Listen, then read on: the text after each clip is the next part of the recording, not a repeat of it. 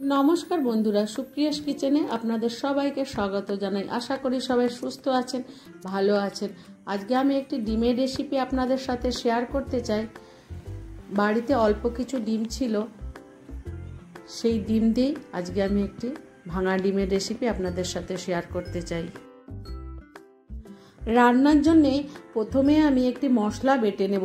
1 চামচ জিরে, 1 চামচ ধনে, কিছুটা পরিমাণ আদা, কিছুটা পরিমাণ রসুন,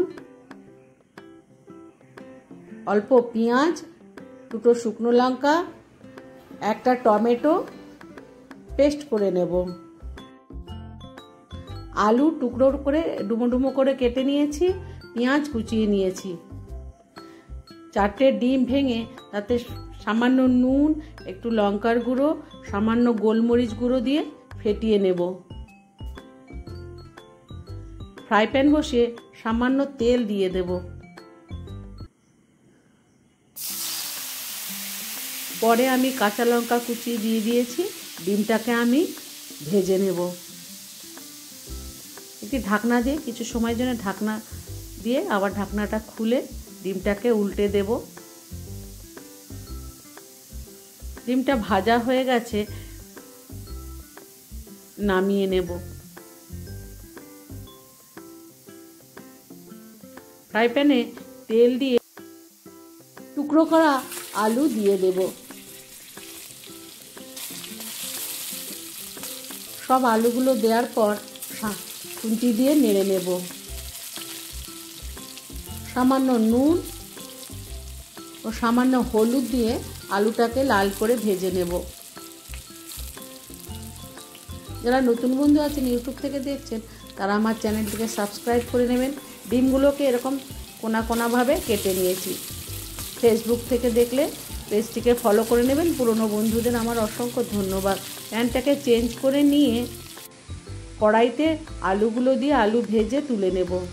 যে তেল ছিল সেই তেলের ওপরেই তেজপাতা ও জিরে ফোড়ন দিয়ে কুচনো পেঁয়াজগুলো দিয়ে লাল করে ভেজে নেব।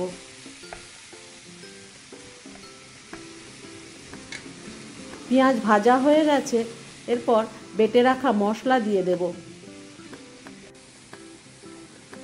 মিক্সির বাটি ধোয়া জলটা দিয়ে পরিমাণ মতো হলুদ, কাশ্মীরি লঙ্কার গুঁড়ো, স্বাদ মতো নুন দিয়ে মশলাটাকে আমি বেশ কিছু সময় ধরে ভালো করে কষিয়ে দেব।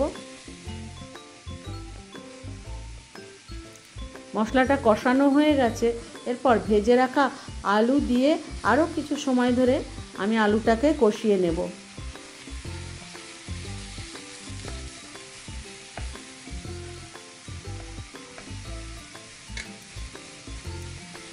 আলু কষানো হয়ে গেছে বন্ধুরা, দেখুন তেল ছেড়ে এসছে। এরপর পরিমাণ মতো জল দিয়ে দেব।